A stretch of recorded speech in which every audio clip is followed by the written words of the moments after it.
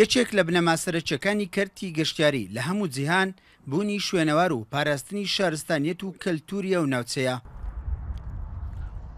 لە سنووری سۆران زیاتر لە 850 شوێنی شوێنەواری هەن، کەچی هیچ یەکێک لەو شوێنەواریانە نەبوونەتە جێگای سەرنجی گەشتیاران. لە کاتێکدا شوێنەوارەکان وێڕای ڕەسەنایەتی هەرگەل و نەتەوەیەک دیاری دەکەن، مێژوو کەلتوریش بە زیندوو دەهێڵنەوە.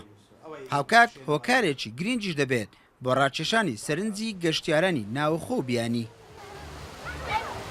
هیچ کام لەو شوێنەوارانەی کە ناویان دەهێنێتن بە تەواوی بە حاضر نین بۆ ئەوی بتوانین گروپاتی گەشتیاری بۆ ڕاگەژار. چەندە ئێمە لە هەوڵداین لە دەلیلەکانی خۆشمان دەلیلی سیاحی ئەشکەوتی بەستون واروە ئەشکەوتی شانەدەر ئەمانەمان داخل کردووە و هەنمی گەشتارمانداوە بۆ بتوانن سەردانیان بکەن، بەڵام تاوەکو ئێستا لە ڕووی شوێنەواریەوە کەنە و پشکنینی تەواوی بۆ نەکراوە.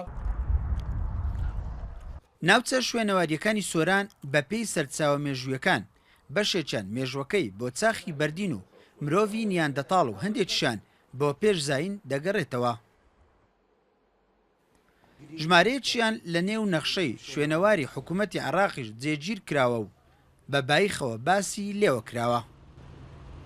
لە سنووری بەڕێوەبەرایەتی شوێنەواری سۆران 864 شوێنەوارمان هەیە کە گرنگترین شوێنەواریان لە ڕووی گەشتیاریەوە ئەشکەوتی بەستون و ئەشکەوتی شانەدەرن. خۆی ئەوەی نەبوونی بودجە گرنگی نەدان لە لای حکوومەتەوە بۆتە هۆی ئەوەی کە شوێنەوارەکان پەراوێز بخرێن.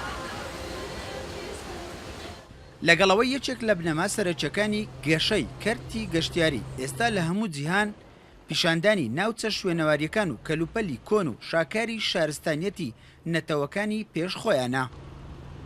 بەڵام بایخنەدانی حکوومەتی هەرێم بەو لایەنە کە ڕۆڵێکی گرنگی دەبێت لەسەر گەشەی کەرتی گەشتیاری، کەچی لە سنووری سۆران بە تایبەتی نەبۆتە هۆکارێک بۆ سەرنجدانی گەشتیاران بۆ بینینی ناوچە شوێنەواریەکان. ئیسماعیل عوسمان، کورسات نیوز، سۆران.